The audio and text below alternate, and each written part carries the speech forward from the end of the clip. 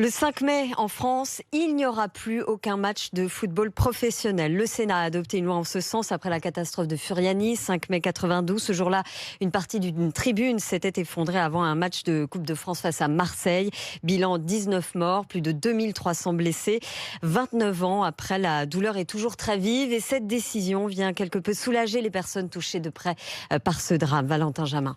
C'est une véritable victoire pour toutes les personnes touchées par cette catastrophe, comme Bastien Dumas-Paoli, président d'un collectif de victimes. Il a perdu son père dans la tribune le soir du drame. C'était du soulagement, de l'apaisement après ces années de combat. On a tous été envahis par une grosse émotion et on n'a pas le droit de jouer au foot et de faire la fête ce jour-là pour la mémoire des personnes qui sont mortes ce jour-là ou alors qui sont meurtries encore aujourd'hui dans leur chair. Un combat difficile malgré le soutien des groupes de supporters. Tous les ans, des banderoles dans les stades demandaient une journée sans match le 5 mai. À la base, on demandait juste à discuter avec les instances du foot français. On s'est toujours heurté à un mur. Ces victimes ont donc gagné leur combat sur le terrain politique. Le député Haute-Corse Michel Castellani, qui a apporté la proposition de loi, est ravi. C'est une loi qui correspond à une demande profonde à toute une partie de la population en Corse et ailleurs. Une journée par an, c'est pas mal. Il y a une journée qui soit consacrée à un aspect mémoriel. Les footballeurs amateurs, eux, joueront bien le 5 mai, mais le texte prévoit 1 minute de silence et le port d'un brassard noir lors de chaque rencontre.